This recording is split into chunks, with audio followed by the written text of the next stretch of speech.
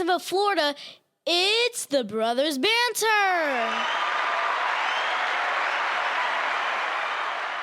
All right. So we are the Brothers Banter. My name is Brothers Donnie. Banter Podcast. Brothers Banter Podcast. Your name is Donnie. My name is Your Donnie. name is not Brian. My name is Brian. I didn't say Your name Brian. is Donnie. I understand. Okay, that. I'm just making sure. I didn't say Brian. So It's hard to find good help. You pay him him all this money and look what happens. Yeah, this is my brother Brian. So we have a very special guest today. Yes, we do. Sean Portwood. I thought I was saying something. I thought I was going to announce. Oh my God, he's such a diva. I mean, don't you always get? Doesn't he always get the chance to, be the one that announces everything? I mean, does he got to be? Listen, you're the tech guy. I'm the talent. So I mean, I don't know what else to say. So Are we good on that camera? Yeah, we're looking good, right? Okay. Well, I'm looking good at least. All right. Okay. So Sean. Sorry, I didn't mean to interrupt. Yeah, you did. Can you go ahead and just start all over? Okay. I'm not starting over again. All right. Watch. Here we go. Ready? Action. Okay, go ahead. Now you can do it. So we have a very special guest. Yes, we do. I'm excited about today. Sean Portwood. He is the creator of Collateral Beauty Movement. Sean, would you like to tell us what it is and what it how you got it started? We're gonna take bits and pieces of it, so we'll find out. What do you want to know first? Well, first, thanks for having me. Oh, okay. Definitely our pleasure. This is incredible. Thank you for the opportunity, for the platform, and I'm glad you're here. Yeah, I'm excited. good. I'm excited about today because this is our first. You are our first official interviewee, and that's what we want to start doing from here forward. We want to be more involved as far as interviews go. Yes. So that's something that we. And the way this all fell into place is just proof there's no accidents. I mean, it was so organic and pretty crazy. It just so happened. I mean, I just happened to come to that position back to a certain company. Yeah. And just at the same time he was doing his thing, it all merged. I mean, just like that. Clicked into place. All right, so tell me that story because, obviously we've been brothers forever. Yep. And we just met. So how it started was Sean come into the place of business that I was managing, and he was bullying me and throwing his weight around. And I'm like, okay. I mean, he looked like he was gonna start up some mean business, and I'm like, okay. No, that's not the way it happened. He's like, where's Donnie? Yeah. Yeah. It started, I think we had talked before that actual time. Yes. And he came into my office. We had a conversation about an issue, and that's how that started. And I'm like, he's a lot nicer than he looks. He looks mean. So when it went from there, it was awesome. I mean, I love the way Sean's attitude about things, about life, about our conversations. When you find out the guy's not going to beat you up, it's a lot easier talking to him. And it's not always been that way. Yeah, so that's how we pretty much met, and then recently, I'd say about the beginning of February, I came back to a certain company, and Sean happened to be. We got back in contact, started talking about some things, and found out some things he was interested in, and I was interested in, and it kind of just meshed well. And I'm like, sounds like some good ideas we can come out of this. So that's how that got started as far as relationship goes. So it's a win-win. Oh Yeah. it definitely is. It definitely is. We're glad you're here, man, and just So you have to bear with us because we're trying to get used to the setup and the way things to fit everybody in and to keep everybody included. I'm not real pleased with how small I'm looking here. Yeah, he looks. I'm not. He's a little fella. Yeah, he really is a little fella in real life. So I need to get up. There we go. I need to get back. There we go. Is that better? Okay. I don't know. All right. I mean, because I've got to get as much as myself in as I can. I mean, I don't want to miss out on anything. More of Morrissey. Can't wait. But anyway, that's how that came about. Okay. So what's the first thing we want to know? We want to first probably know. Let's start out with the name. How'd you come about the name? I mean, was that something you were just piddling with, or? It took a little time. I had a company a couple years ago I called 0 Degree Ego. Okay. And basically what it did was I went after a clothing line. It was about making people into human billboards to send these messages out, these positive messages in the world.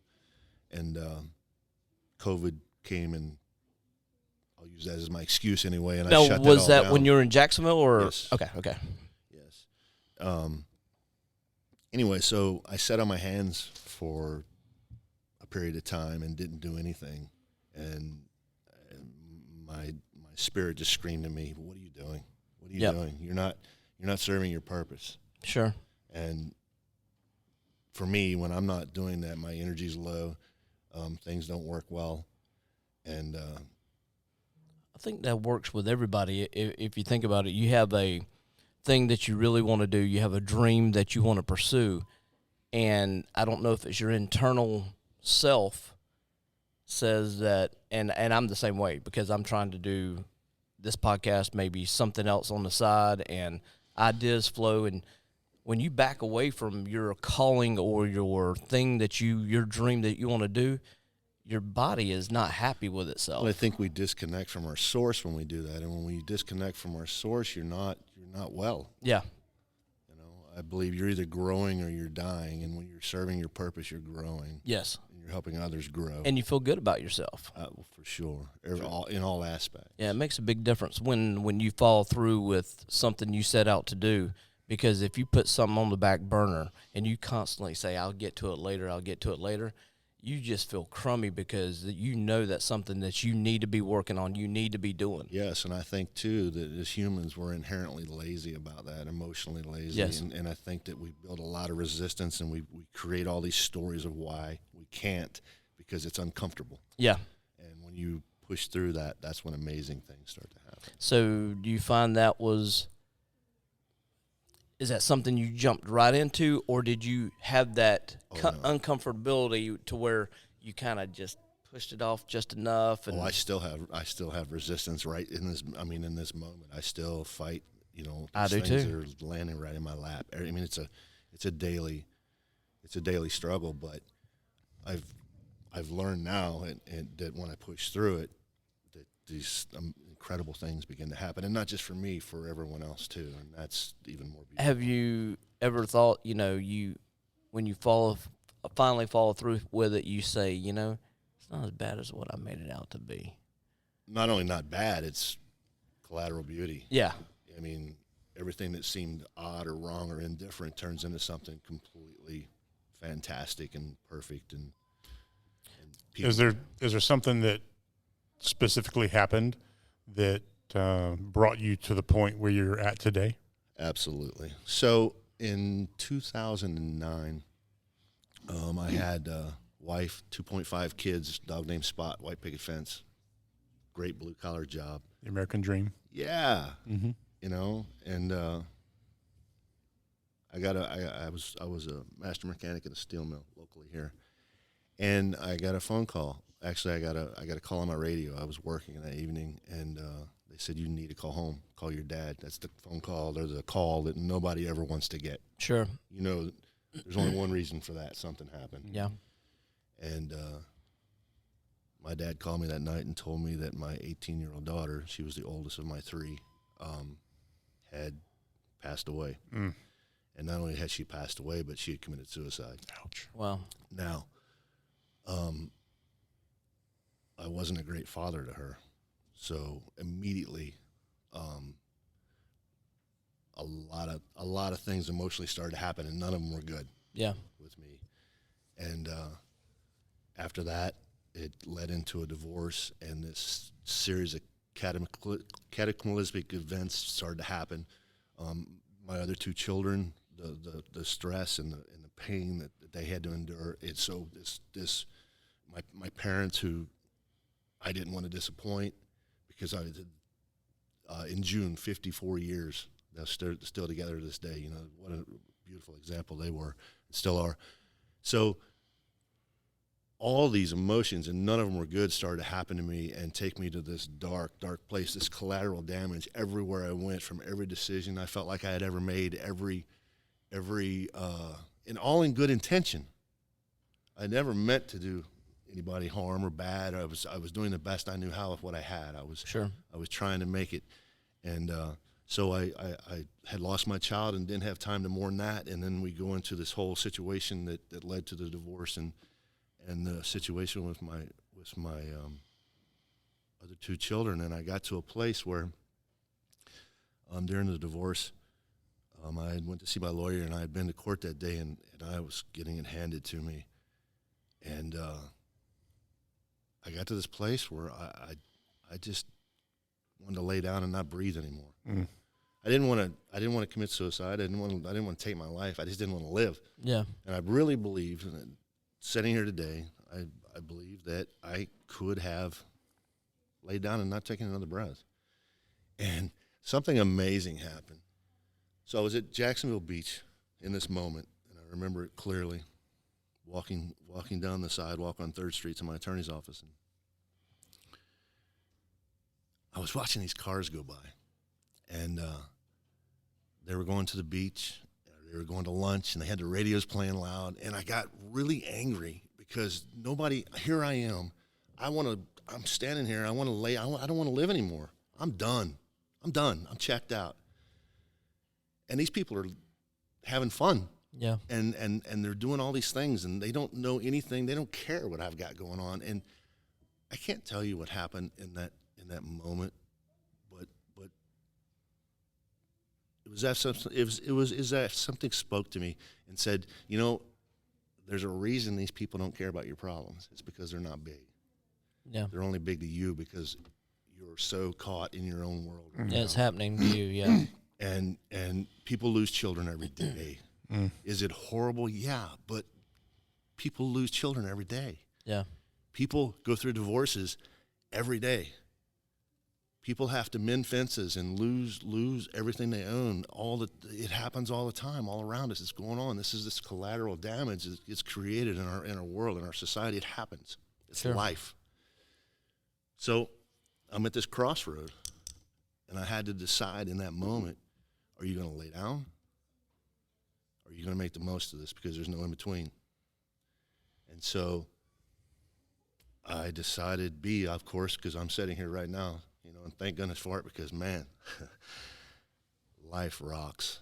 I started to read things, and I started to, for the first time in my life in my 40s, I started to think for myself. So let me ask you something. So from the time that you got the call until it seemed like stuff started snowballing and you got to that point and you made that decision, what kind of time frame? I can't pinpoint it, but I would say somewhere in the vicinity of 2 years. Okay. Wow. Yeah. That's a lot of damage. Oh, it was terrible. Self-damage. Many nights of exercising my demons, sitting alone in a dark room, and tears. I didn't have a lot of answers because of my relationship with my daughter, and those came forward, and thank goodness for it. So, yeah, it took. I mean, there was way more bad to that point than anything else. The courts, it was horrible. I'm a disabled vet, and I thought to myself, this is what I fought for. This is what they do to you. They don't care. Right. And again, it was because I was in my own world. I wasn't looking outside of myself. Sure. Or inside of myself, as far as that's concerned. Everything was right here. What was going on was my whole perception at the time. And once I learned to look beyond that, oh man, there's some really cool stuff out there. Yeah, I know that me and Donnie, not to compare what went on with you, but it seemed like this past year and a half for us, like you were talking about, it as one thing happened, it just seemed like another thing happened, and you couldn't get your head above water enough to take that breath. It just kept on happening and falling down on top of you, and there was no end in sight, it seemed like. I read one time in my learning how to be who I am, that we do this, and we get in this water and we flail, and we feel like we're drowning. And the reality of it is all you really have to do is stand up, Exactly. because the water's only waist deep. That's huge. Yep. That is huge. You really, that's all you have to do is just stand up. But And sometimes it takes somebody putting their hand out there sure. and saying, "Come on, I'll help you stand up." That's all right. You might want to plug them back up. There you go. Right on the side. It's right up, underneath. There you go. Wardrobe malfunction. Yep, You that's got all it right. now? Okay, good. This wouldn't show anything. Right. But yeah, I mean, it just sometimes it seems like that. And just imagine, there's people every single day that is dealing with something where they feel that they can't catch a break, they can't breathe, and there's no one there like you were feeling, Yes. and they're feeling the same way. So I think in today's world, more than ever, that could be wrong. I mean, 53 years into this life, I can't recall the amount of negativity and the amount of really just heavy stuff for people. And so I think more than ever, there's this need to turn this around and not condition people anymore to lean into the negative or to yearn for the negative because there's just as much positive and beautiful things happening all at the same time. So as you made this decision moving forward, when did you think you came about this movement idea? Well, I started to talk to some friends. I've got several. I've gotten into personal development, and I started talking to these people, and I would listen. When you do these things, one of the things I think is important to put out there is I learned from every one of these encounters with people. When you help people, or when you do a random act of kindness, or when you're able to sort of life coach, if you will, someone, Sure. or just listen, I learned from all of that. So I'm benefiting myself more than Sure. when I help someone and they tell me. I've had high school friends reach out just recently. I mean, for the last 10 years they have, but just recently I've had them reach out, and I had no idea the impact that I carried as a 14-year-old or a 16-year-old. And man, to hear that. Yeah. At 53 years old, they've just done more for me than I could have ever done for them. So I'm so grateful I was able to touch their lives in that way. But what they just did for me by telling me that, and so that's another part of this too. It doesn't take money to be kind. It doesn't take money to show compassion or to tell someone when you feel something good and refreshing about them to change a life. Yeah. Yeah. We have Sean Portwood here with Collateral Beauty. He's written a book just for everybody that hadn't maybe come on or that has come on yeah, since, just now coming on. then. We kind of reintroduce him. So I noticed you have something in your hand. Yes. And I find that interesting because I feel like I know what it is, but I'd like you to tell us. What I think it might be is maybe like a not a crutch, but something to help you kind of concentrate on what you're saying. Yes, it's so I owe this to my friend Tracy Creech. Actually, she suggested this just last evening. It's a silver dollar, and it's exactly what it is. It's to keep me on task, focused on my thoughts on this, because this is very important to me. Yeah. This is my world. This is my life. I have a job that I use to pay my bills. That's not my life. Getting this message out. Yeah. That's my life, and I want this to be good and pure and true. And you said something earlier when we were off air that about guys' emotions are important too. Kind of delve in that a little bit, because I think that I'm about to get monked up here in a second, man. I'm telling you, it's rough for me right now. But that's go ahead. that's beautiful. I know it is. Go ahead. Yeah. So I think that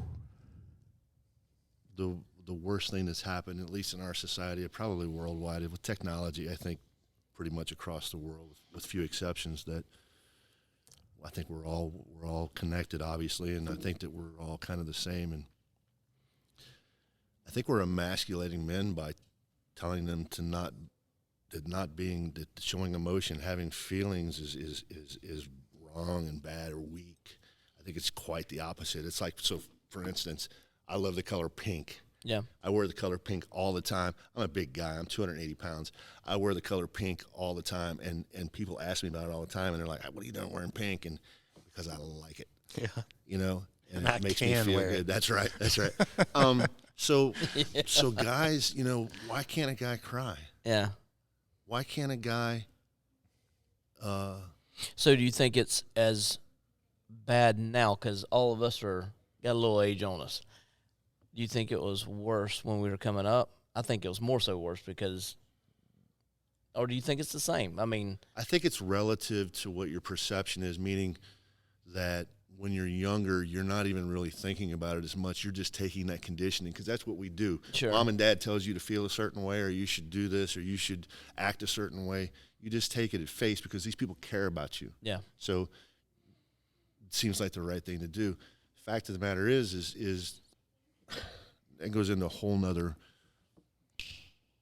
subject actually, but we we bring our kids up and we want them to be successful and doctors and lawyers and whatever else and pro football players, and we don't talk about our feelings. We we don't. don't talk about I want you to be happy. Yeah, That is very true. And I think if we taught our kids to be happy, the rest of it would just fall right into place. yeah. I think that's saying a lot. I mean, think about it.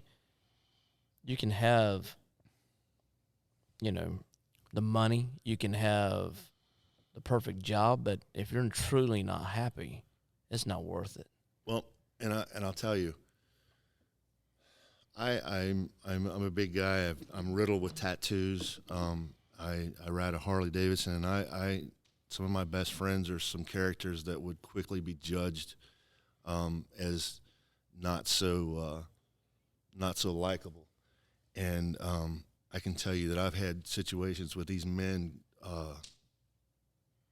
that you just lay a hand, you just touch their arm when they're in a bad way, and watch the emotion come out of these men. And what led up to the book was when I was in all my pain, I started to write because I was figuring out, I did this for me, I was figuring out how to get out of this headspace that I was in. So I would get in this headspace because of the divorce, because of money, because of whatever situation it was, and I would say, okay, I got to pull out of this, and I would start to look and open up to the world to see what was happening that was beautiful around me. And the message that you get from people that were reading it, and I'm talking about hard men, grizzled, scarred, and some of them worn, torn, and just people you wouldn't expect. They have emotions too, and they don't know how to express them. They don't know because it's not cool. It's not tough. It's not Exactly. It's not a leadership thing. Whatever the mind space is, it's not all those things, and in fact, it is all those things. Yeah. So what, as far as the movement, what is your vision? What do you? I have created a think tank of 5 people, and they come from all walks of life, which I love. And every 3 or 4 weeks, we have a Zoom meeting, and we come up with ideas, and we just bounce stuff off of one another. I want to thank all those people because what they're doing is completely selfless and beautiful. They also keep me in check.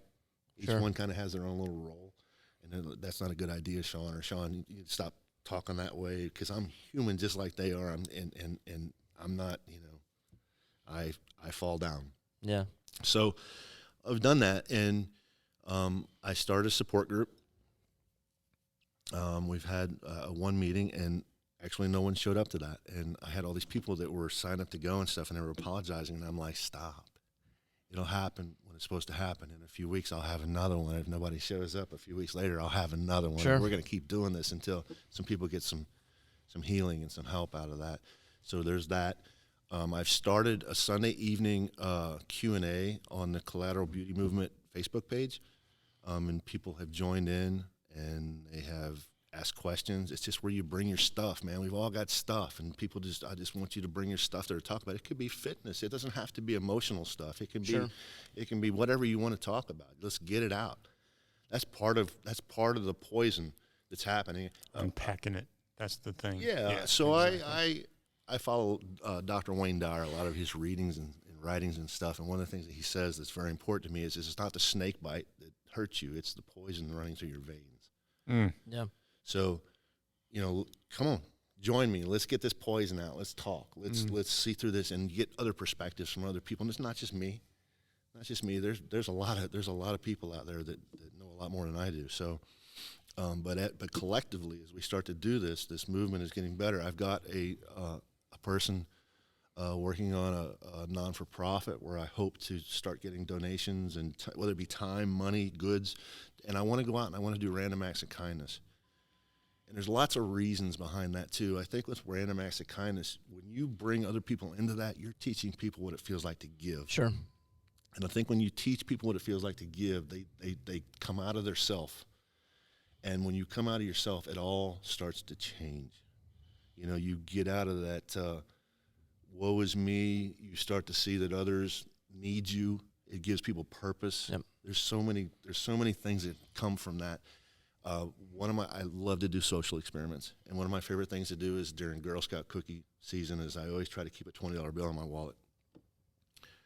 And when I walk up to the table, mom puts the magazine up here, and the little girls run behind them, and they don't know how to approach me, and so I don't know why that is, but but they don't, and so I tell them, I give them the $20 bill, and I tell them pick 4 people coming out of the store at random at your choice and give them a box of cookies. And it's the coolest thing happens when you walk out of that store, and not every time, but these little girls are jumping up and down. They're so excited.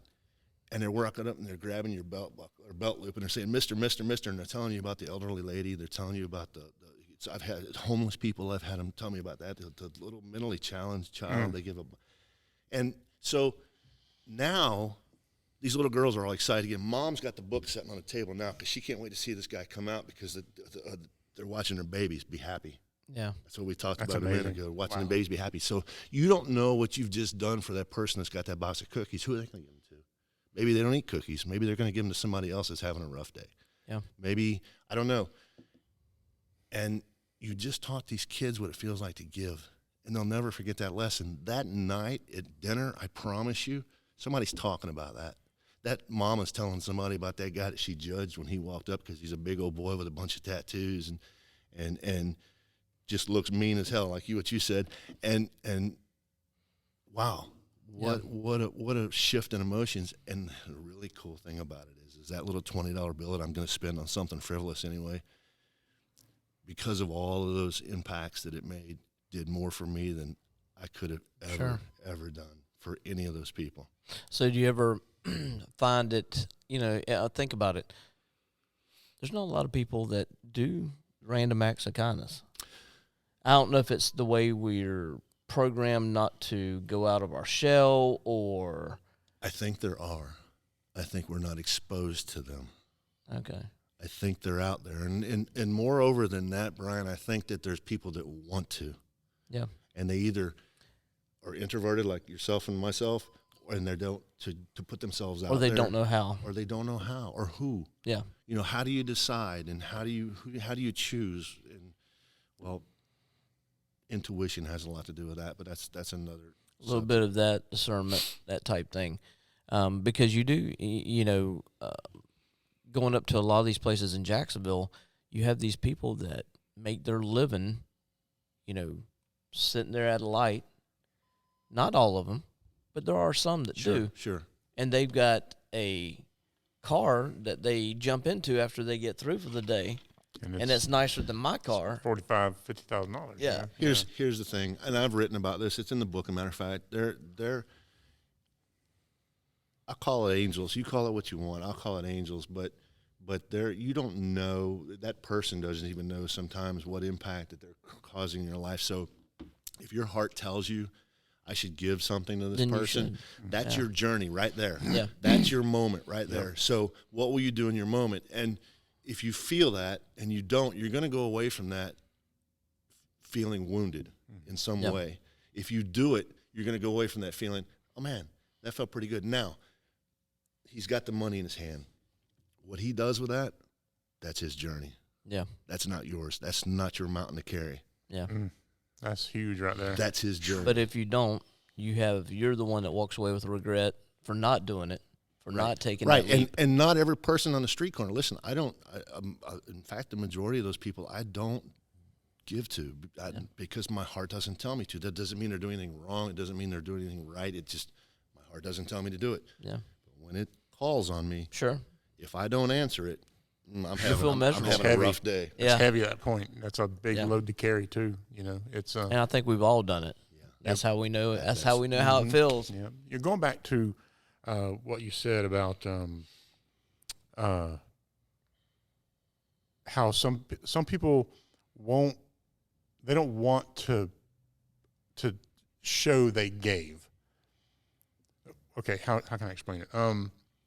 They don't want the notoriety that they gave something to somebody, you know, because they may be an introvert. They may be, that just might be, I mean, the Bible does say, well, give, but don't gloat about it, basically. That's not verbatim, but it is, you know, pretty much it. But so that's why I've looked into non-for-profit, because people could do that. They could stay anonymous if they wish to. There's a lot of people that are in a public eye that don't want to be, that have the means to help and don't want to be in that, and that's great. That's fine. I mean, you're still part of it. You're still giving. You're still, as far as I'm concerned, if not for you, when you're doing that sort of thing, some of those things are not happening. So,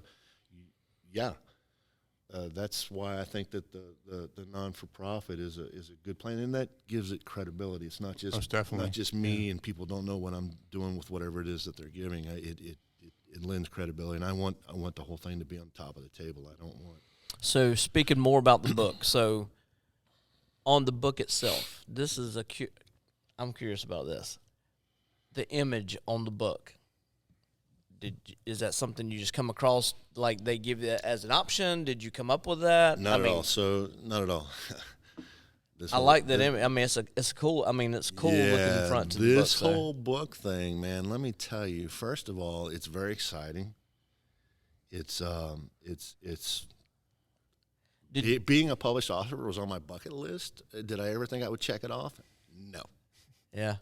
I did not. And I had some company, a friend of mine had come down to look at some investments in Florida, and she works in personal development. It's the one who gave me the idea about the coin, in fact. Awesome. And she was showing me some pictures, and we got to talking about this whole movement and stuff, and I didn't know she was an artist, and she showed me these two pictures, and I kind of forgot about it, frankly. And I've got some art that a dear friend of mine, some original art in my house that he had made for me, and so I love that sort of thing. And she showed me, and I've got this particular style that I like, and she showed me these two pictures, and it just happens to be this particular style that I like. And when I started to create the name and come up with what I wanted how I wanted this movement to catch and describe it, those pictures came in my mind. And then the whole book started to evolve and take form. And first of all, it's basically a silhouette of a woman, and women to me are what represents beauty on this earth, or one of the things that represents beauty on this earth. I think that is the definition of beauty would be a woman, and I think that's so. There's that, and I also think they're very emotional, and they're easily damaged, but they're also easily brought up just by showing them some attention and giving them some positive things in life. And so that picture really resonated with me, and that's where I got it from. That's where you got it from. Okay. This whole thing, since inception, all of these things that just are falling in my lap. All the right people, all the right pictures, the names, the people helping me with to get the book done, and just, I mean, you guys, I mean, all of this it's just right. It's just falling almost effortlessly, and my goodness, I think that's when you know you're on the right track. Sure. So. Well, I mean, being a good guy on top of that, definitely helps, and people like to help good people, and I've peruse through your Facebook, and there's nothing but positivity on there, and that's the kind of thing that we need in this world. And you've done a tremendous job putting it out there like that. I didn't realize that tatted, huge biker dude could be sensitive or something, because Brian and I we're pretty sensitive guys and everything, and just a while ago you just kind of saw what I went through before we went on the air. Yeah. And it's tough, man, being big dudes and being sensitive and soft, because that's what happens. People think you're soft as cotton at that point. Being the dude, period, and being that way is tough. And Yeah. then when you carry this, whatever genetics you've been given, and then whatever choices you've made in life, and you carry this too, and then you feel it doesn't change. We're all the same. We're all human. We all feel, and if you can't express that, man, you're just stuck. Yeah. So what are some of your things that you want to accomplish with this movement moving forward? Is it obviously we started out with a book, and I want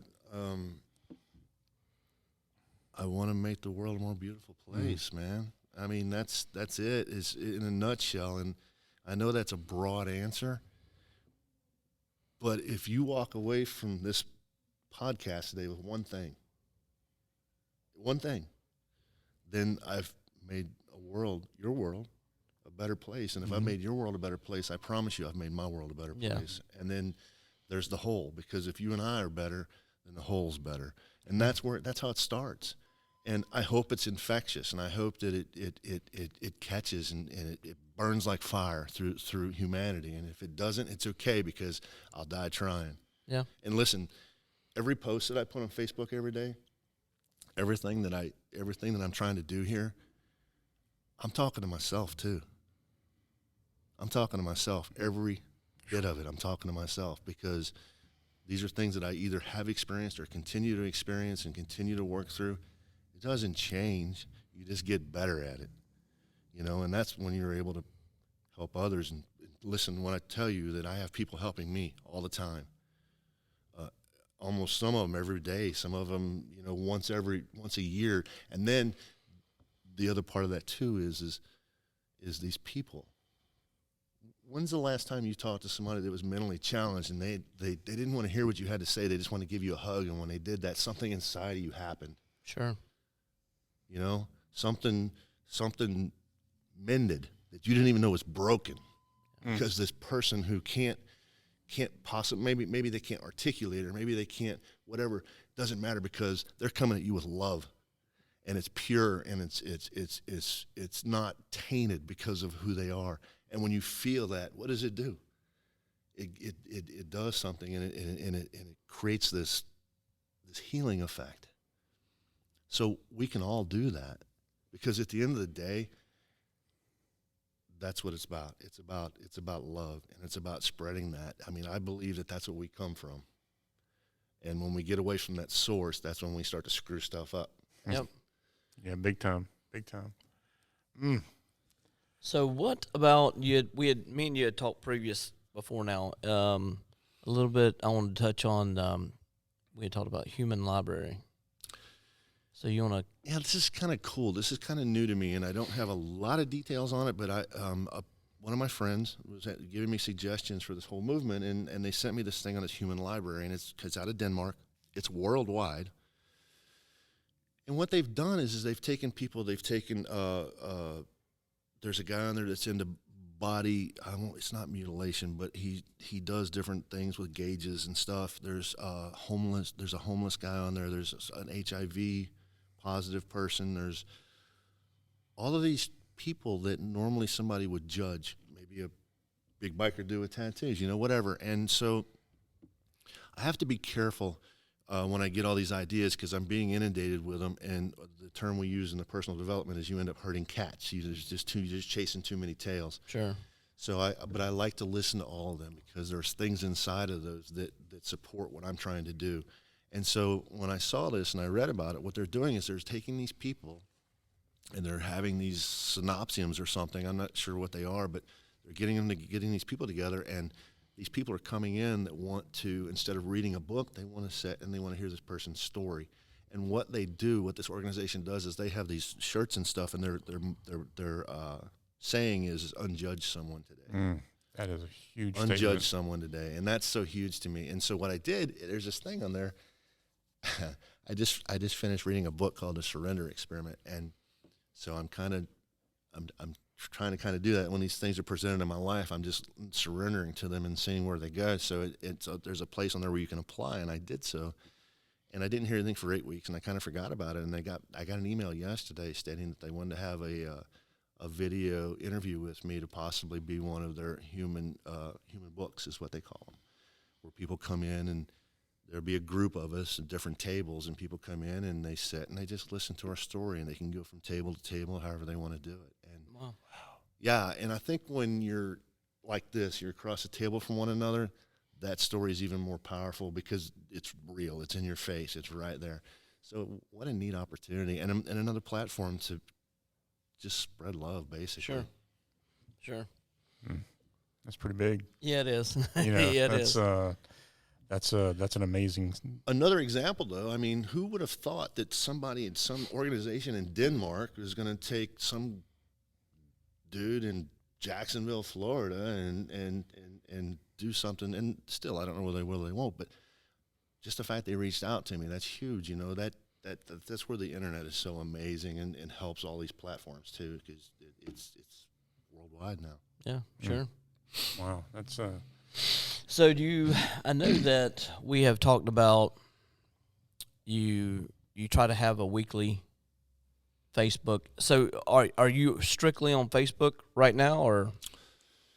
With the Collateral Beauty movement, yes. Okay. I started a TikTok, and I know nothing about it. I'm gonna have to clunky. Get, So, yeah. I'm gonna have to get a tutorial. I did one Yeah. little video on there, and I'm like, and like everybody else, I like to use time as an excuse. Yeah. So it's very important to me that I take care of myself. You know, I spend a lot of time in the gym, and I think that one of the mistakes that we all make is we sacrifice for one another, because there again, we were conditioned to do that. You know, we sacrifice for our kids and our spouses and our significant others and our moms and dads, and we lose ourselves, our health, you know, our spiritual well-being, our emotional well-being, because we're not taking care of ourselves. Because I believe if we take care of ourselves first, you're the best version of yourself, and you can offer that to all the people you love and the rest of the world. And when you are the best version of yourself, then obviously you're just better for humanity, period. Absolutely. So, you got any other questions? no, not for Sean. I don't. Any other things you've got with that, or? So the Facebook page is Collateral Beauty Movement. Go on there. We don't have a lot yet, but go on there and check it out. Share it. That's huge in this. With the world we live in, share that stuff as much as you can. When the videos come out, if you feel compelled, please share them. The book is on Amazon. It's called Collateral Beauty Movement. The book is pretty raw. It was my first one. There was a lot of editing errors and stuff, and that's okay. I think it lends to the credibility of what I was going through at the time. And basically, when I was in pain, I would write, and I would kind of write myself out of that pain and find out how or what was going on beautiful at the same time, and I would write about this. And I want that to be something that possibly, when you've got a friend or you've got a loved one that's in a bad way, man, it's easy read. It's 115 pages. You hand this to them and say, hey, maybe if you feel like it, you know, check this out and see if this will maybe help pull you out of this. I'll definitely be going on Amazon and grabbing it today, without a doubt. So yeah. With that being said, Nope. All right. So we'll catch on next. No. Donnie's got something up his sleeve. I'm not sure what it is. And Brian's birthday was. That was What, 30. I was 30. Monday. 30. Yep. Yeah. 30 years old. Yep. And so 30. he doesn't know this. I'm not sure what we're doing here. What is it, Bunny? Oh, hang on. Because I'm not gonna be able to get through it. I know that for a Okay, fact. well, I'm not looking at you then. If you're starting that mess, I'm not even gonna Sounds look at like you. he's fixing to be a man. Yep. So, not too long ago, you reached out to me, and I not in a bad way.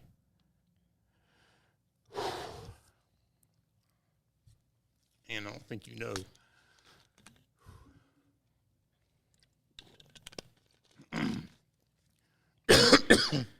Where I was.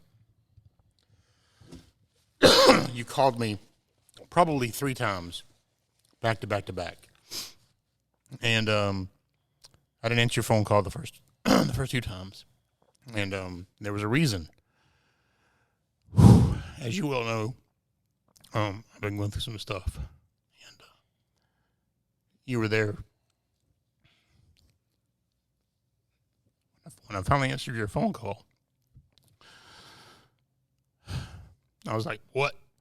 I don't know if you remember this or not. Yeah, I think I do. But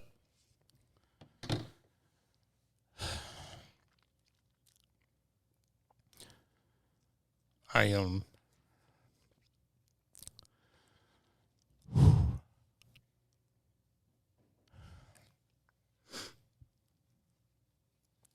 had a gun in my mouth.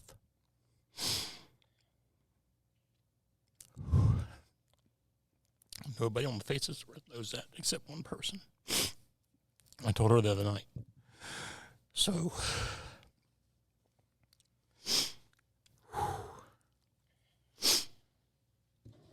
this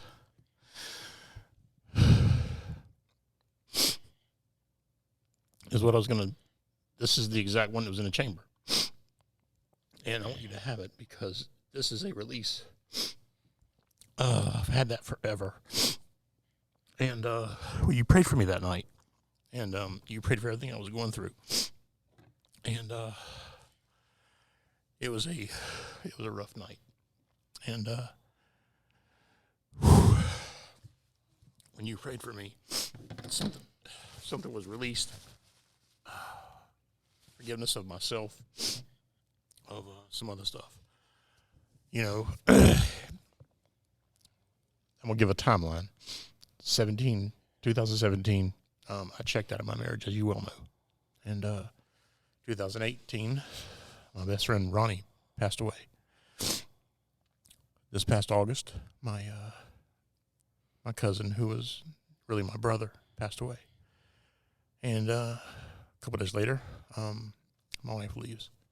And so it's been a rough moment. And it was going to be bad, and it was selfish, and it was, but God put you there.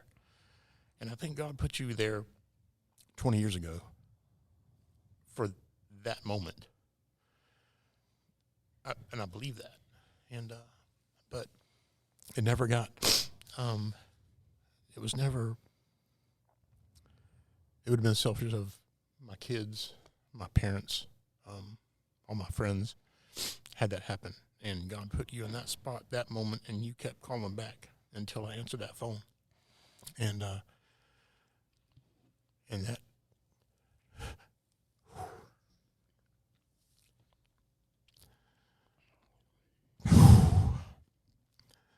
I'm not used to this.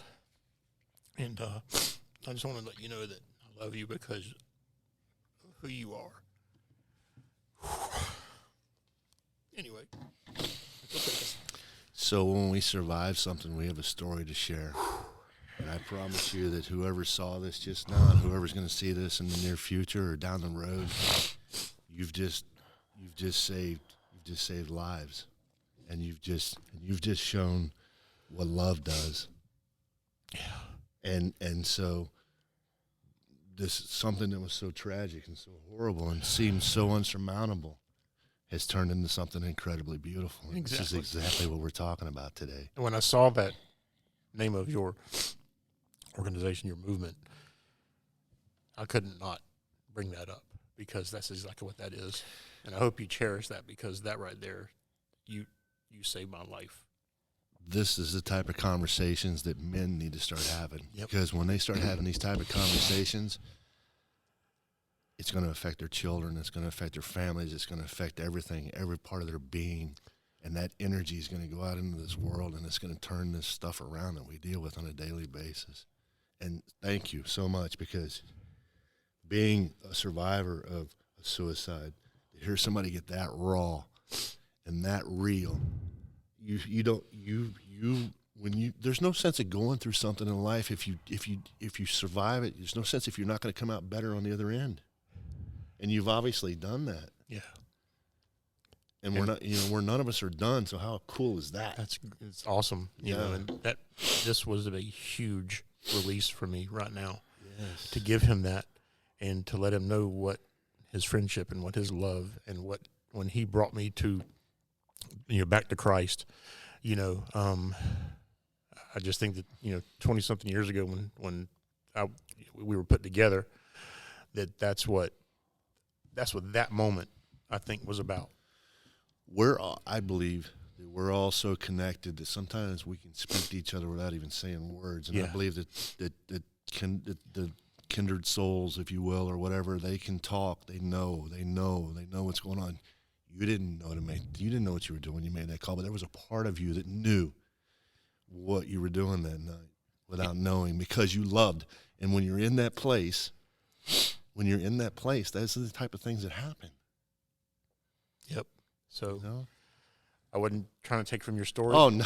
I appreciate your story. You just added this incredible moment to the whole thing, and this is what it's about for me. This is awesome. Yeah. That's awesome. I mean, I love you, man. That was fantastic. Thank you, brother. That Brian, was fantastic. I'll forever love you, and I hope you understand that, it'll always be love, man. And I'm telling you, you just don't know what you did for me, and now I think you do, and I thank you for it. Now that Donnie's got me all monked up. How about the Brothers Banter now? Yeah. I don't think that's our first on the Brothers Banter as well. So we had our first interview and that at the same time, same episode. We would appreciate everybody that has listened, that will listen. We pray that you share this for Sean, his book, his movement. We applaud what he's doing and try to make this world a better place. And this won't be our last collaboration, I can assure you that. Yeah, definitely. Anytime you need us, man, to step in there with you, we are there, Donnie and Brian on the spot without fail. I am absolutely riddled with cold chills right now. We appreciate you, man. So with that being said, my name's Donnie. my name is Brian. We're out.